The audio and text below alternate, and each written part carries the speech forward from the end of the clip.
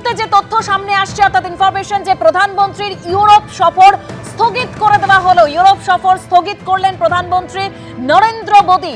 Croatia, Norway ও Netherlands সফর বাতিল করে দিলেন প্রধানমন্ত্রী নরেন্দ্র মোদী। পাকিস্তানকে যেভাবে জবাব দিয়েছে ভারত, প্রধানমন্ত্রী ইউরোপ সফর স্থগিত করে দেওয়া হয়েছে। একের পর এক ছবি আপনাদের সামনে রাখছি। একেবারে যখন প্রত্যাঘাত করেছে ভারত, যেভাবে জঙ্গি ঘাঁটিগুলো গুড়িয়ে দেওয়া হয়েছে, লক্ষ্য স্থির, একদম টার্গেট করা হয়েছে জঙ্গি ঘাঁটিগুলো। একদম সেনার তরফে যে প্রেস কনফারেন্স করা হলো সেখানেও স্পষ্ট করে দেওয়া হয়েছে কোনো সাধারণ নাগরিক নয়, পাকিস্তানের সেনাবাহিনী নয়, টার্গেট একদম জঙ্গি ঘাঁটি। P4 insulated water tanks, kitchen and bath fittings, বিশুদ্ধ জল, সুস্থ জীবন, P4 আজীবন।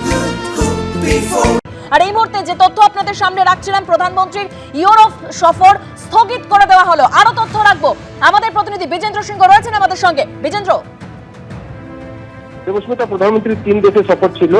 ক্রোয়েশিয়া, নরওয়ে এবং নেদারল্যান্ডসে যাওয়ার কথা ছিল। তার 13 তারিখ যাওয়ার কথা এবং 17 তারিখ রিটার্ন আসার কথা ছিল।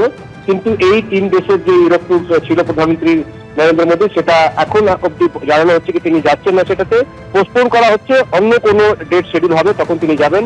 13 থেকে 17 তারিখ বিদেশ সফর বাতিল করেছেন প্রধানমন্ত্রী নরেন্দ্র মোদী, তিনি যাচ্ছেন না। এবং মনে করা হচ্ছে যে অনগোয়িং সিচুয়েশন এই মুহূর্তে রয়েছে ভারত এবং পাকিস্তানকে নিয়ে, সেটার জন্যই প্রধানমন্ত্রী এই সিদ্ধান্ত নিয়েছেন যে তিনি বিদেশ সফরে যাবেন না। এটা মনে রাখতে হবে 9 তারিখই মস্কো ডে রয়েছে, সেখানে প্রধানমন্ত্রীকে ইনভাইট করা হয়েছিল, তিনি সেখানে যাচ্ছেন না। রাজনাথ সিং এর যাওয়ার কথা ছিল, তিনিও যাচ্ছেন না। তবে ভারত থেকে অন্য কোনো মন্ত্রী সেখানে যাবেন মস্কোতে 9 তারিখ যে রাশিয়া ডে রয়েছে সেটার জন্য। তো আজকে যে ইভলভিং সিচুয়েশন রয়েছে সেই পরিপ্রেক্ষিতে এই সিদ্ধান্ত নেওয়া হয়েছে। প্রধানমন্ত্রী দপ্তর থেকে জানানো হয়েছে যে 13 থেকে 17 এই 3 দেশের বিদেশ যে ট্যুর ছিল প্রধানমন্ত্রী, সেটা এই মুহূর্তে পোস্টপোন করা হচ্ছে।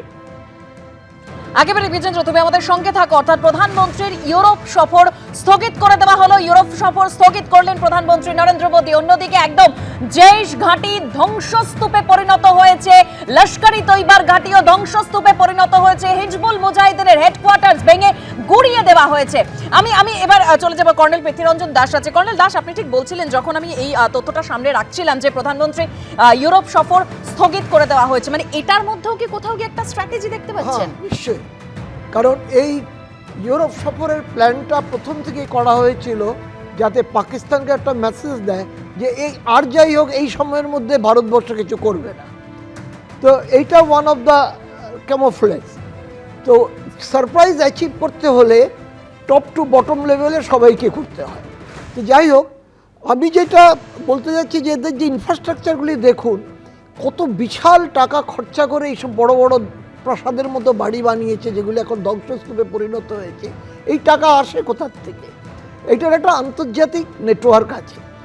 আমি একটা বই কথা বলছি, সানওয়াজ হাকানি, যেটা বইটার নাম বোধহয় the fall state of Pakistan. ওটা 10-15 বছর আগে আমি বইটা পাবলিশ হয়েছিল।